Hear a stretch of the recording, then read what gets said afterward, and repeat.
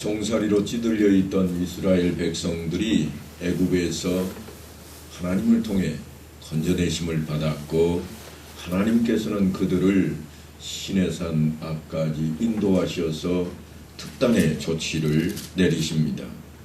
그들을 제사장 나라로 삼기 위해서 하는 모습입니다.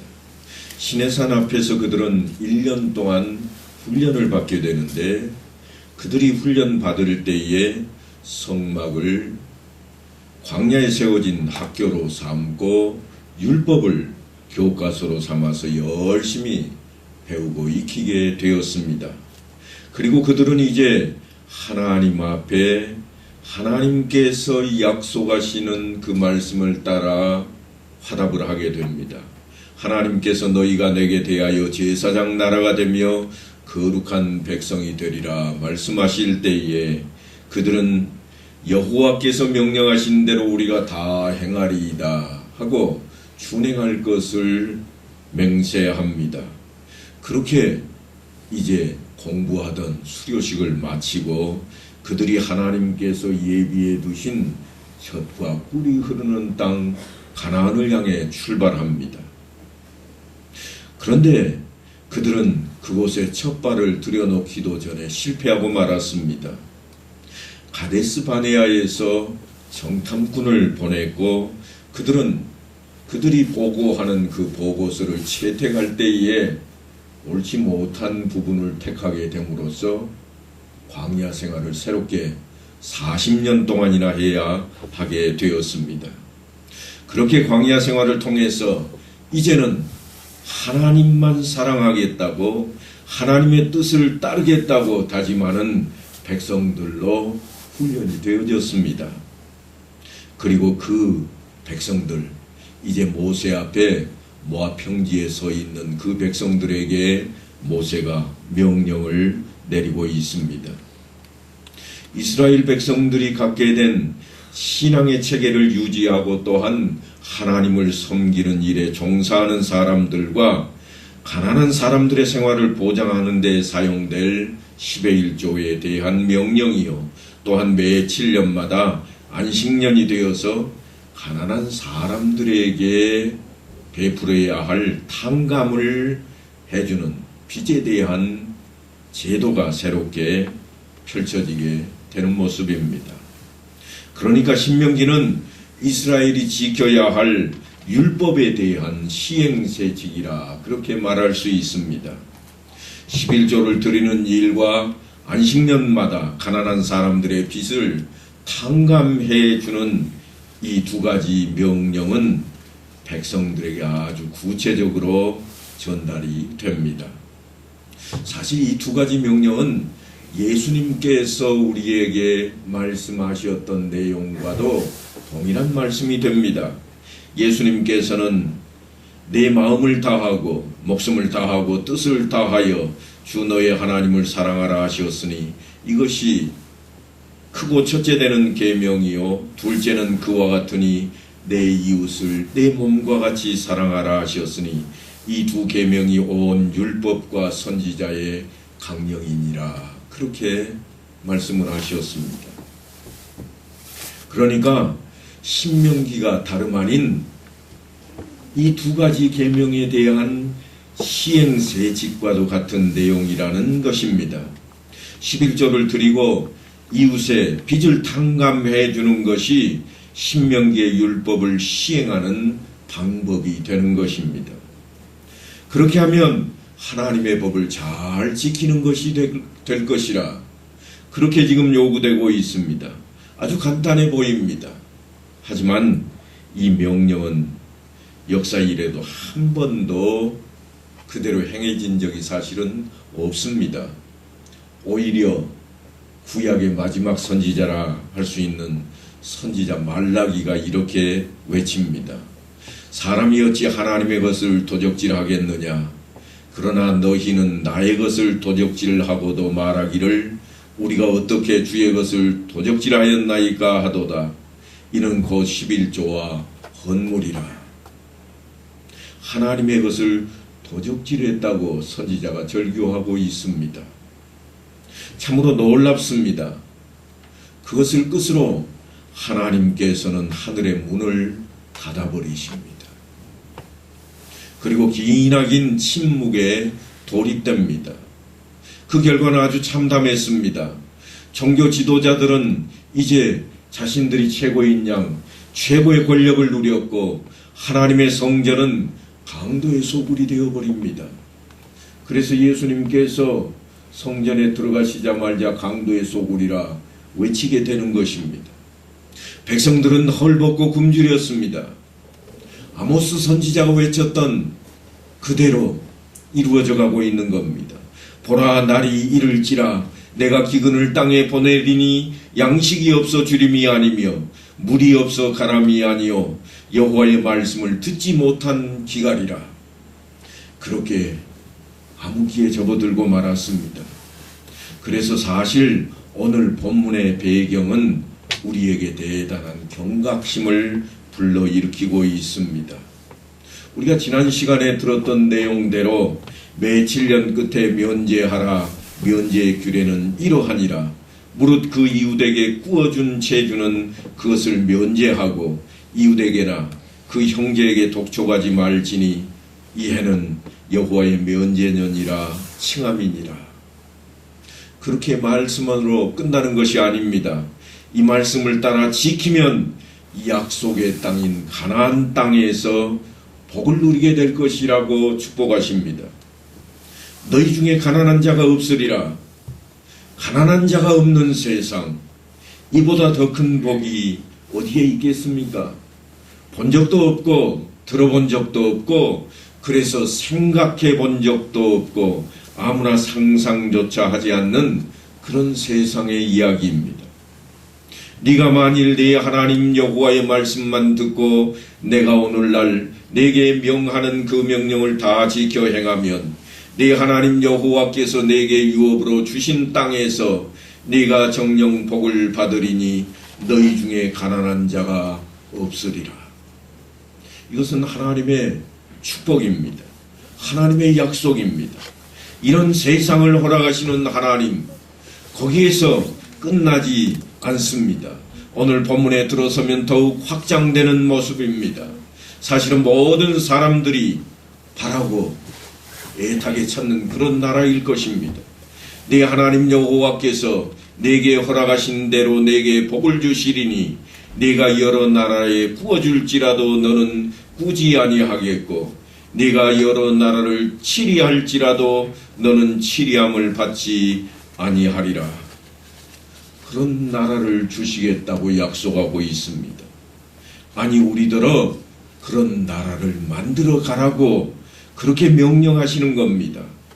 그것은 우리에게 주어진 가장 큰 계명을 실천하는 일로 우리에게 임무가 주어져 있습니다.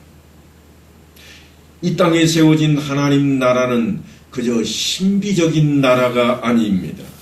우리가 하나님 사랑과 이웃 사랑을 구체적으로 행하게 될 때에 실현되는 그런 나라인 것입니다.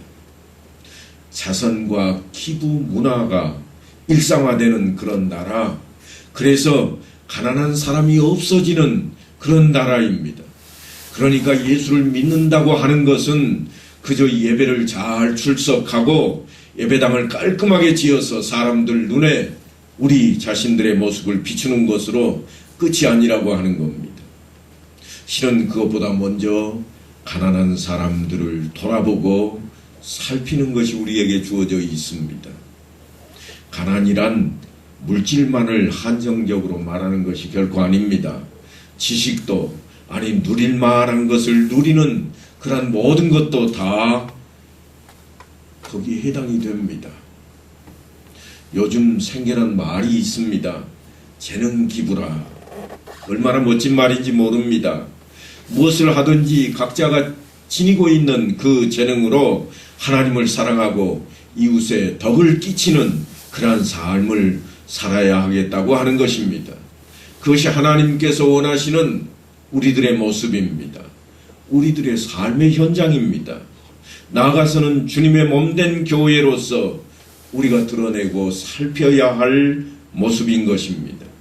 우리 교회가 이 지역과 이 고장에 행해야 될 일이 바로 그런 것들입니다. 당대의 하나님께서는 모세를 통해서 약속의 땅에 들어가거든 이스라엘 백성들은 이 명령을 지키되 시행해치까지 이렇게 일러주십니다. 내 하나님 여호와께서 내게 주신 땅 어느 성읍에서든지 가난한 형제가 너와 함께 거하거든 그 가난한 형제에게 내 마음을 강팍히 하지 말며 내 손을 움켜쥐지 말고 반드시 내 손을 그에게 펴서 그 요구대로 쓸 것을 넉넉히 구워주라. 욕심을 부리지 말라고 하는 그러한 말씀입니다. 아무리 부유한 나라에도 가난한 사람은 있습니다. 우리는 50년 전만 해도 우리가 흔히 하는 말로 쌀밥 한 그릇에 고깃국 한 사발만 있으면 원이 없겠다고 그랬습니다. 그것이 소원이었습니다. 그러나 오늘날 쌀밥 한 그릇에 목매달 사람은 아무도 없습니다. 이제는 우리가 먹을만하고 풍족한 그런 세상에 살고 있는 겁니다. 그런데 아무리 풍족해졌다고 해도 여전히 고통을 당하는 사람들은 있습니다. 지금도 살기 어렵다고 다들 그럽니다. 쌀밥 한 그릇 못 먹어서가 아닙니다. 여전히 우리는 우리의 욕심을 채우지 못했기에 우리에게는 부족함이 있고 우리에게는 넉넉하지 않다는 마음이 자리를 잡고 있는 것입니다. 인류는 여전히 그 문제를 해결하기 위해서 여념이 없습니다. 여러 가지 제도를 만들기도 하고 체제를 세우기도 합니다. 그래서 복지정책만 잘 세우면 될 줄 알았습니다. 그런데 복지정책이 우리나라에 펼쳐지자마자 그것에 대한 불만들이 폭등했습니다. 왜 내게는 그것을 주지 않는가? 나에게도 달라고 하는 그러한 주장들이었습니다. 능력대로 벌고 소유하는 것이 옳다고 여겨서 우리가 지적하고 또한 우리가 늘 지지해왔던 그 자본주의는 어떠할까요? 한번 쌓아놓은 그 부로 말미암아서 그 집안은 자손 대대로 능력이 있든 없든 놀고 먹는 모습을 우리가 대하게 되고 사회적으로 경악을 하는 모습입니다.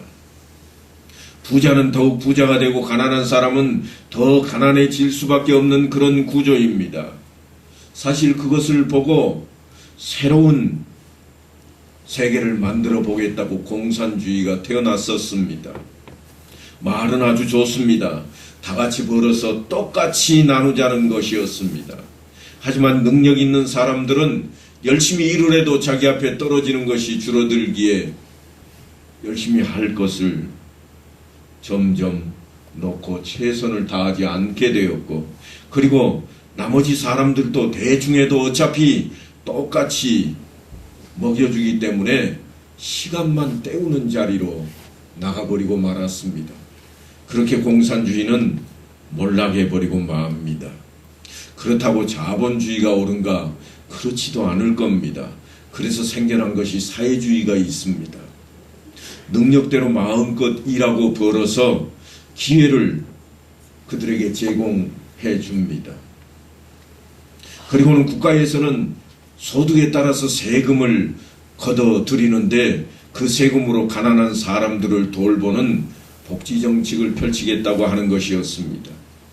참 좋은 제도인 것처럼 보였지만 여전히 거기에도 문제는 가득 차 있습니다. 사회복지 제도를 펼쳐나가자마자 부자들은 과중한 세금에 불만이 가득하게 되었고, 가난한 계층은 더 많이 달라고 외치는 날마다 데모나하는 그런 모습으로 자리 잡아가는 자본주의와 또한 사회주의의 모습이 우리 앞에 지금도 펼쳐지고 있습니다. 그러므로 우리가 알아야 할 것은 인생의 생각으로는 절대 온전해진 것을 구할 수 없다고 하는 것입니다. 그것을 인정해야 됩니다. 그리고 하나님의 뜻을 구하고 하나님의 명령을 따르는 길로 나아가야만 할 것입니다. 왜냐하면 온전한 방법은 하나님을 통해서만 나오기 때문입니다.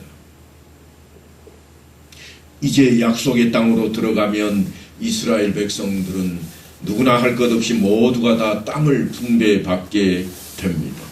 지파별로 인원수대로 공평하게 분배할 것입니다. 종살이 해왔던 그들에게 자신의 땅이 처음으로 생기는 겁니다. 그래서 열심히 가꿀 겁니다. 하지만 사람마다 성품과 재능은 각기 다릅니다. 어떤 사람은 아주 부지런하게 열심히 가꿔낼 것입니다. 하지만 어떤 사람은 느긋합니다. 더군다나 대충하는 사람과 게으르고 악한 사람도 생겨납니다. 그런데 사실 문제는 다른 곳에 있습니다. 정말 열심히 일하지만 소득이 별로인 사람이 있는가 하면 게으르게 늦장 부리고 있는 데에도 소득은 많이 얻는 사람도 생긴다고 하는 겁니다. 그러다 보니까 어떤 사람은 점점 부자가 되고 어떤 사람은 몸부림을 쳐도 가난을 떨쳐버릴 수 없는 그러한 지경에 이르고 맙니다. 그래서 살기 위해 부자에게 돈을 빌리기도 하고 땅을 팔기도 하고 그리고 심지어는 종이 되기까지 합니다. 거기까지는 세상과 다를 것이 없습니다. 그런데 지난 시간에 우리가 살펴보았습니다만 7년째가 되면 하나님의 백성들의 진면목이 드러납니다. 7년마다 부자나 가난한 사람이나 상관없이 모두가 다 생산활동을 중단합니다. 안식년이기에 땅도 다 쉬게 만들어 놓았습니다. 사람뿐만이 아닌 것입니다. 더군다나 우리가 지난 시간에 살펴보았듯이 면제년입니다. 7년마다 빚이 얼마가 되었든지 다 탕감해 줘야 됩니다. 종에게도 자유롭게 허락을 해버리는 자유의 몸이 그들에게 있습니다.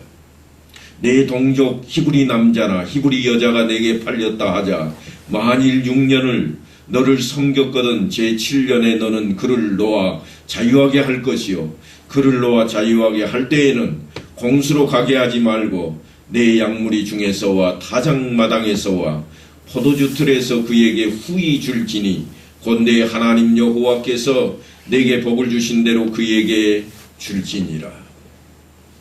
더 이상 욕심을 부리지 말고 다 주라고 하는 겁니다. 그런데 하나님께서는 그 정도로 끝내지 않습니다. 매 7년마다 그렇게 하되 그것이 7번이 지난 50년째가 되면 희년으로 삼고 그때에는 땅을 다시 원래대로 다 되돌리라고 그럽니다. 분배받았던 원래의 상태대로 다 돌려버립니다. 내가 돈이 필요해서 땅을 팔았을지라도 아니 그것을 잠시 다른 사람이 벌게 했을지라도 희년이 되고 나면 온전히 원래대로 다 원상복구가 되어버리는 겁니다. 그래서 분배받았던 지파의 족속에게로 땅의 소유권이 되돌아가 버립니다. 하나님의 이러한 조치는 사람들을 모두 살리는 유일한 법칙이었습니다. 우리는 그걸 복음이라 그럽니다.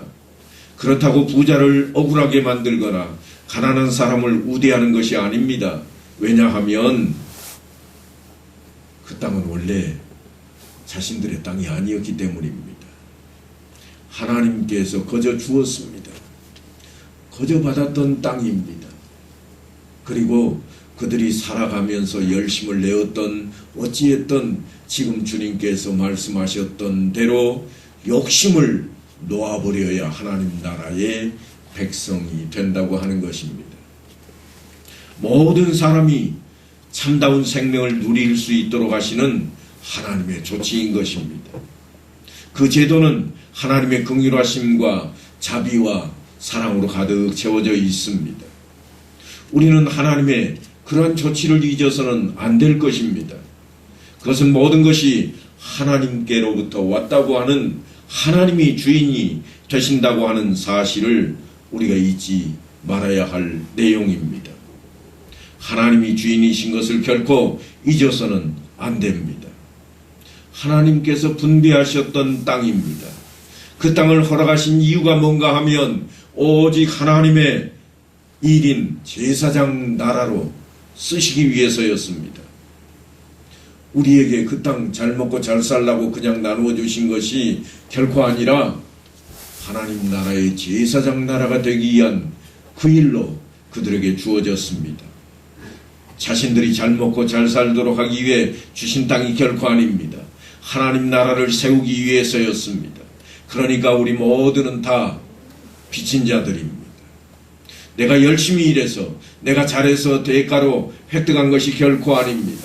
나의 생명, 내 주변에 있는 어느 것 하나도 사실은 내 것이 아닙니다. 내 생명이나 내가 숨쉬는 공기나 내가 딛고 있는 이 땅, 그 어느 것 하나도 사실은 정말 귀한 것들인데도 거저받았습니다. 우리는 지난 시간에 1만 달란트 빚진 자에 대한 비유를 살펴보았었습니다. 그래서 주님께서는 이런 말씀을 우리에게 전하십니다. 내 아버지께 복받을 자들이여, 나와 창세로부터 너희를 위하여 예비된 나라를 상속하라. 내가 줄일 때에 너희가 먹을 것을 주었고, 목마를 때에 마시게 하였고, 나그네 되었을 때에 영접하였고, 벗었을 때에 옷을 입혔고, 병들었을 때에 돌아보았고, 옥에 갇혔을 때에 와서 보았느니라. 그래서 우리가 이렇게 대답합니다. 주님, 우리는 주님 옥에 갇힌 데 가보지도 못했고 주님께서 어려워할 때 내가 대면해 본 적이 없습니다. 그랬더니 주님께서 하시는 말씀이 뭔가 하면, 너희가 여기 내 형제 중에 지극히 작은 자 하나에게 한 것이 곧 내게 한 것이라. 가난한 사람들에게 손을 펴서 넉넉하게 구워줄 것이며, 악한 마음을 품지 말고 반드시 구제해야 돼. 인색함으로 하지 말라고 하는 그 말씀대로 살아간다면 주님의 그 말씀이 우리에게 주신 말씀이 된다고 하는 것입니다. 유대인들이 교육하는 데 사용하는 탈무드라고 하는 책자가 있습니다. 그 책자에 보면 이런 말씀이 있는데요. 세상에 가난한 자가 있는 것은 부자들로 하여금 선을 베풀 수 있는 기회를 주기 위해서다. 그래서 유대인들은 자기에게 가지고 있는 것을 늘 어려운 사람들에게 돕는 일을 즐겨합니다. 10의 1조만 드리는 것이 아니라 나머지 10의 1조를 더해서 가난한 사람들과 과부들을 돕는 일에 열심을 다합니다. 그 유대인들의 생활 습관이 되어 있습니다. 사랑하는 성도 여러분, 하나님께서는 이스라엘 백성을 택하셨고 그들에게 약속의 땅을 허락하셨으며 그들을 통치하시는 하나님 나라를 만들으셨습니다. 그리고 그들을 부르실 때 제사장 나라라 그렇게 칭했습니다. 그리고는 하나님 나라의 백성들에게 율법을 주시고 그것을 준수하라고 명령하십니다. 그 시행세칙으로 우리가 지금 대하고 있는 이 신명기의 말씀을 주고 계시는 겁니다. 모세는 백성들에게 하나님의 마음을 담아서 그 말씀을 전하고 있습니다. 세계가 다 내게 속하였나니 너희가 내 말을 잘 듣고 내 언약을 지키면 너희는 열국 중에서 내 소유가 되겠고 너희가 내게 대하여 제사장 나라가 되며 거룩한 백성이 되리라. 이게 약속의 땅 가나안에서 살게 될 이스라엘 백성들을 향한 하나님의 말씀입니다.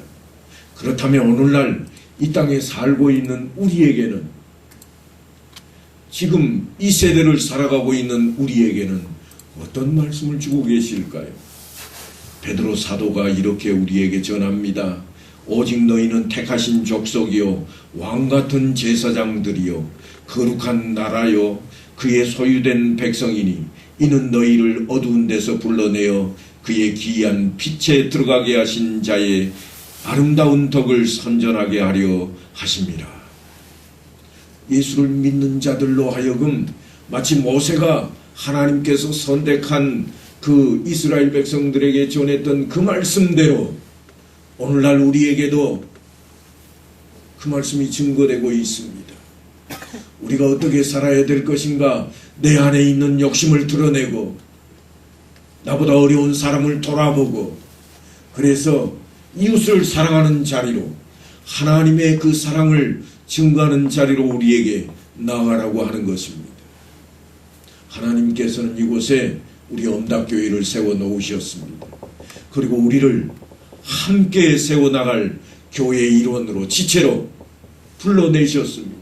이제 우리는 그 지체된 자로서 예수 그리스도의 몸된 교회로 우리가 해야 할 일이 무엇인가? 우리 속에 있는 욕심을 내려놓고 이 땅에서 취하려고 했던 그 많은 숱한 욕심 덩어리들을 내려놓고 나보다 더 어려운 이웃을 향해, 나보다 더 가난한 자들을 향해 베풀고 함께 더불어 살피며 그 나라를 세워가는 자리로 우리를 부르셨다고 하는 것입니다. 이제 이 한 주간 동안에도 그러한 마음으로 이 어려운 지경에 전염병과 또한 힘겨운 여러 가지 일들 중에 우리의 마음이 그들 가운데 증거되고 펼쳐져서 예수 그리스도를 사랑하는 마음으로 저들에게 다가갈 수 있는 귀한 우리의 삶이 될 수 있게 되기를 간절히 축원합니다.